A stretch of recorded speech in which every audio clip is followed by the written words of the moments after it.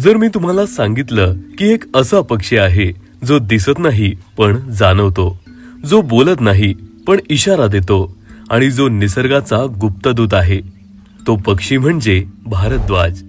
आपण अनेक पक्षी पाहतो, कावळा, चिमणी, घुबड, मोर, पण भारद्वाज पक्षी हा केवळ पक्षी नाही, तो आहे निसर्गाचा संदेशवाहक, पर्यावरणाचा संतुलन रक्षक आणि आपल्याला वेळेत इशारा देणारा साक्षीदार.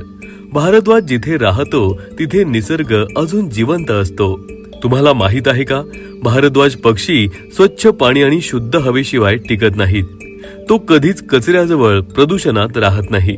ज्या भागातून तो निघून जातो तिथे निसर्ग आजारी पडलेला असतो. म्हणजेच भारद्वाज गायब झाला तर समजा निसर्ग काहीतरी सांगतोय पण आपण ऐकत नाहीये. आपल्या आजी आजोबांकडे एक म्हण होती, भारद्वाज दिसला तर समजावं पावसाची चाहूल आहे. पण हे फक्त पावसाबद्दल नव्हतं, तो निसर्गातील बदल आधी ओळखतो.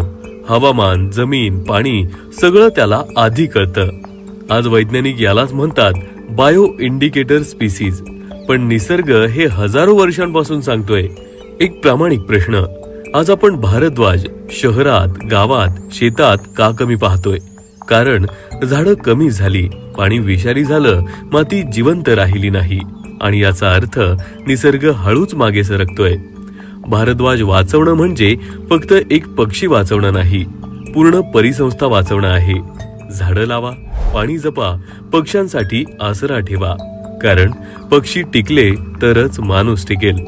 भारद्वाज आपल्याशी बोलत नाही पण त्याचं मौन खूप काही सांगतं. योगदान फाउंडेशन, जिथे प्रत्येक प्रयत्न निसर्गासाठी असतो.